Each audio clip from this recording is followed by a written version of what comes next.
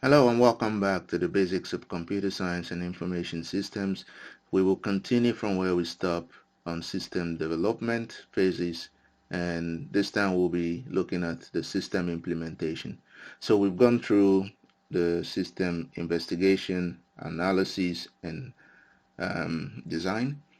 And after you've gone through those phases, the next one you want to do is your system implementation, where um, before developing your system, you have to sit down and look at what kind of plan do I put in place before I actually start implementing based on all the ideas I have so far from the investigation, the analysis, and the design. Um, so an example of a plan is something like this, where you can develop the software, prepare and install the hardware, and select and train personnel, and then you can also put some sub levels, so this is just an example for a particular system, but generally in implementation you need to have some kind of plan before you are able to start, and then you acquire the components which you should have already done, or known based on your investigation, analysis, and design approach. And then you start building those systems, put the components together, do in actual reality based on what you have designed, and then you can test the system. And once you do that, then you can, see what is the outcome of it, and to see whether that works as you would like to.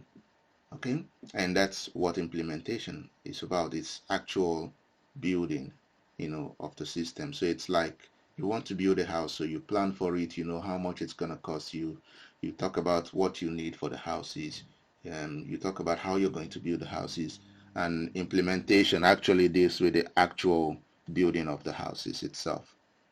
And once you've done the implementation, the next thing is, and you've tested the work, you need to see, okay, what are the things that are not going well that you can, look at, and what are the things that are going well. And that comes to maintenance and feedback.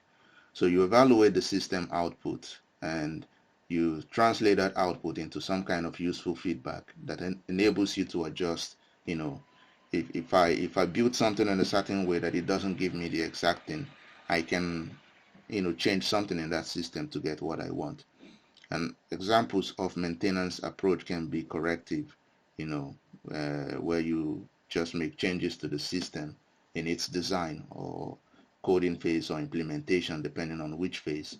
And there's also adaptive, where you make the changes as you go, without waiting for the complete cert to be done.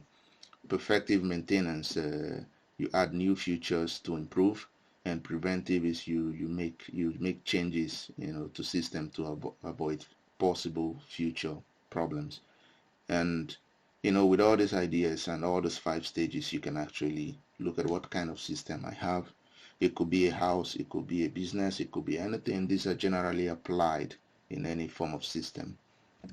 And based on that, we come to the end of this video, and also this particular module about the system development. Thank you, and see you in the next module.